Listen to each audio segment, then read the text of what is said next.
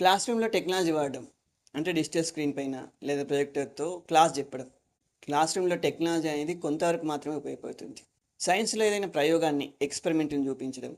బయాలజీలో ఏదైనా అంతర్నిర్మాణం, internal స్ట్రక్చర్‌ను animation రూపంలో చూపించడం.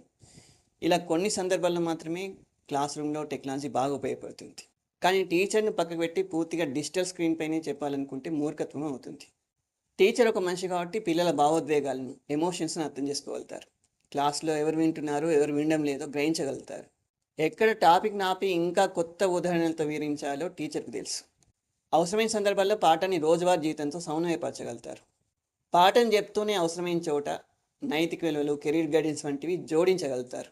అప్పటికప్పుడు చిన్న చిన్న ప్రశ్నలు అడిగి క్లాస్‌లో ఎవరు వింటున్నారు, ఎవరు వినడం లేదో గ్రహిస్తారు. ఈ టాపిక్‌తో సంబంధం ఉన్న టాపిక్‌ని ఇంతకుముందు క్లాస్‌లో చెప్పినప్పుడు, ఆ టాపిక్‌ను ఎవరు విన్నారో, ఎవరు వినలేదో టీచర్‌కి గుర్తుంటుంది. అవసరం అనుకుంటే ముందు ఆ టాపిక్‌ను మళ్ళీ క్లుప్తంగా చెప్తారు.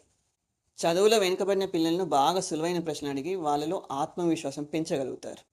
ప్రతి క్లాస్ రూమ్‌లో చదువులో వెనుకబడ్డ పిల్లలు, యావరేజ్‌గా చదివే పిల్లలు, బాగా చదివే పిల్లలు, ఇలా రకరకాల పిల్లలు ఉంటారు కాబట్టి పిల్లల వైయక్తిక భేదాలకు అనుగుణంగా టీచింగ్ చేయగలుగుతారు. ఇవన్నీ పనులు డిజిటల్ స్క్రీను, ఏఐ రాబోటు లేకపోతే మరేదో టెక్నాలజీ చేయలేదు. పైగా డిజిటల్ స్క్రీన్ ఆన్ చేసి అందులో మన కోసమైన టాపిక్ను సెలెక్ట్ చేసుకొని డిస్ప్లే చేయడానికి కొన్ని నిమిషాలు టైం తీసుకుంటుంది. ప్రతిరోజు డిజిటల్ స్క్రీన్ పైన చెప్పాలనుకుంటే సగం టెక్స్ట్ బుక్ కాదు కదా, 30% సిలబస్ కూడా అయిపోదు. కాబట్టి డిజిటల్ క్లాస్ రూమ్లని ఏ స్కూల్ వాళ్ళైనా కాలేజీ వాళ్ళైనా పబ్లిసిటీతో ఊదరగొడుతుంటే ఈ వీడియో వాళ్ళకి చూపించండి. డిజిటల్ క్లాస్ రూమ్లను చూసి మోసపోయి మీ పిల్లలను జాయిన్ చేయకండి. ఒక టీచర్ స్థానాన్ని టెక్నాలజీ ఎప్పటికీ భర్తీ చేయలేదు.